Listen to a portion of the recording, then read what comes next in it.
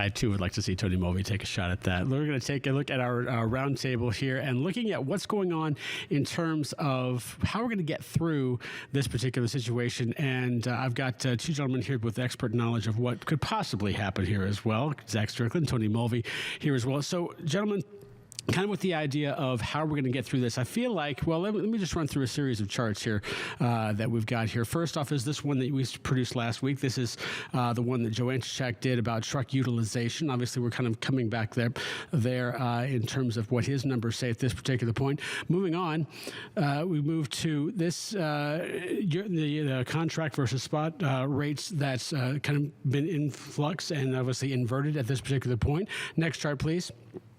Then we get to this article, which came out not too long ago, about trucks moving into deeper limbo and moving into the OTVI in terms of how things have fared over. We haven't really seen anything consistent over the course of the last 5 years. And then finally, you see this chart. Warehousing starts just plummeting off the end of the earth at this particular point. As you look at the idea of normal, and I know that we have different ideas about what normal could possibly be, but at the same time, I feel like if we took a round the world flight and we started off at normal and we're coming back and we kind of see Q2, maybe Q3 next year as kind of being where we're kind of getting back to, at least where we want to be, it feels like we're flying upside down and inverted towards that. What do you see when you are looking at this in terms of, are we going to come back to anything familiar in terms of how this trucking economy is going to come back? I don't think. I mean, yes, we're going to have moments of familiarity, but what we've seen over the past probably 5 years has been extremes in terms of where the market is. So at some point, we're going to fall. We're probably going to operate in the middle of those two extremes to some extent.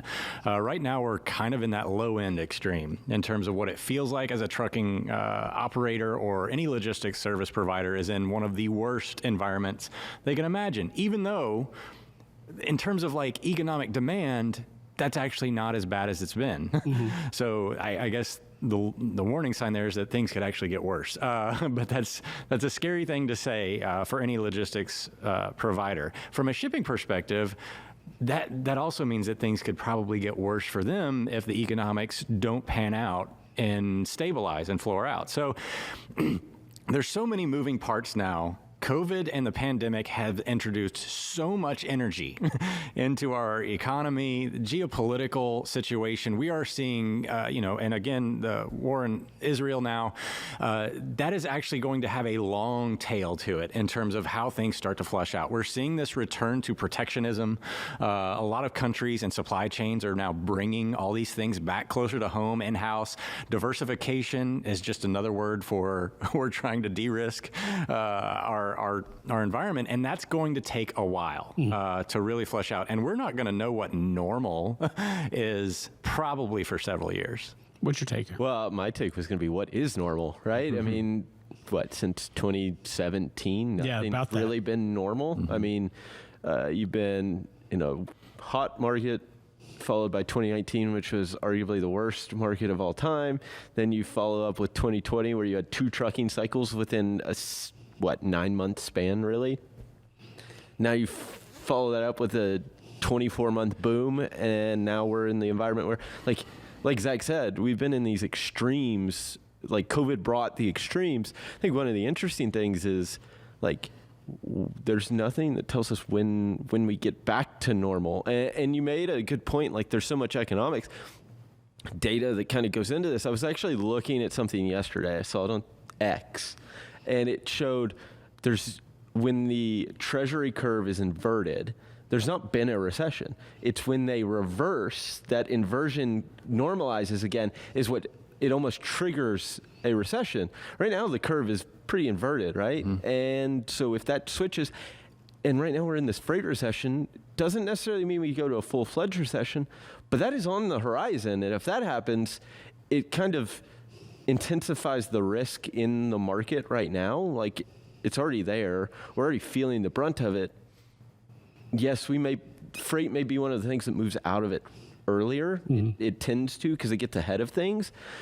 But it doesn't mean that we're going right back to things improving. Like, there's still so much economic risk that it feels like even Q2, Q3, there's still so much risk involved that it's hard to say, like, that's when we get back to, like, this middle ground. Knowing that the market's going to turn at some point positive. I mean, we're looking at that as maybe an idea of quote unquote normal. But to your point, if we don't really know what normal is, at least do we have a chance to look at and possibly say we're in perhaps a paradigm shift as to how we get back? Are we going to change that much?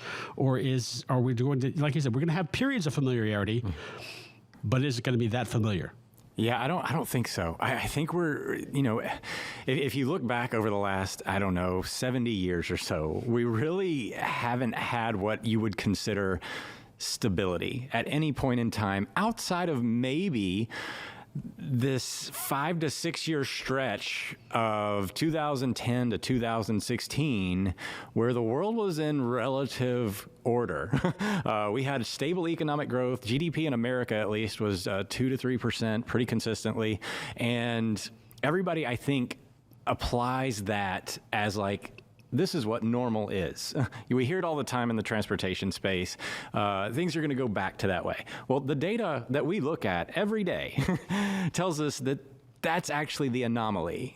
So these periods of like comfortable, stable growth are probably, they're probably kicked down the road for a while because of all that energy that I talked about from the COVID pandemic. We had this huge stimulus. This is why economists don't like 4% GDP because they know the fallout from an overheating. Think about a fire, Tony Mulvey's fire that he's going to shoot an arrow into at F3.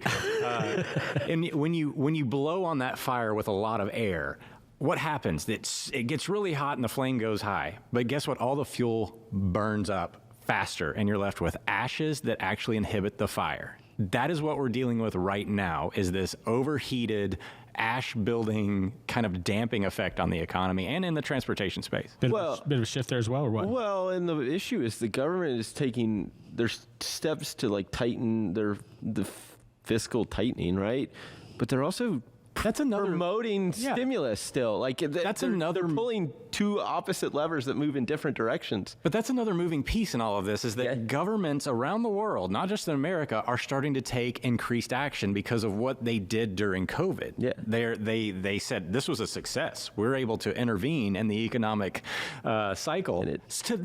And positivity came out of that to some extent. But the argument can also be made that they did too much. Yeah, exactly. And I think that's the interesting part, right? You look at the raising interest rates as a demand destructor, then you have the government turning around signing these bills to promote infrastructure and spending, not at the consumer level, but at the industrial level, trying to drive U.S. manufacturing, things like that.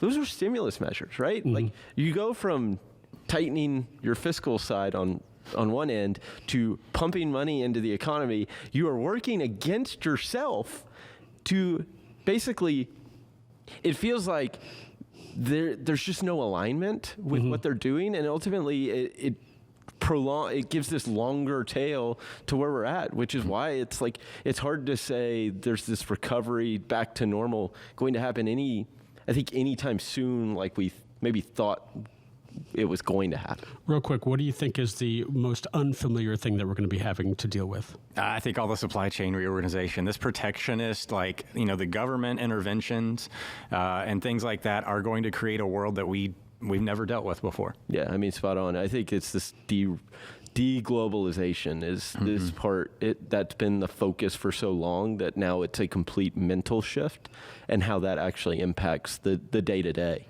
Chaos advocates, get ready. We're going to have to do this. Thank you for joining us for our roundtable. We will take a short break, and we'll come back with you to wrap up This Is Your FreightWaves Now after this.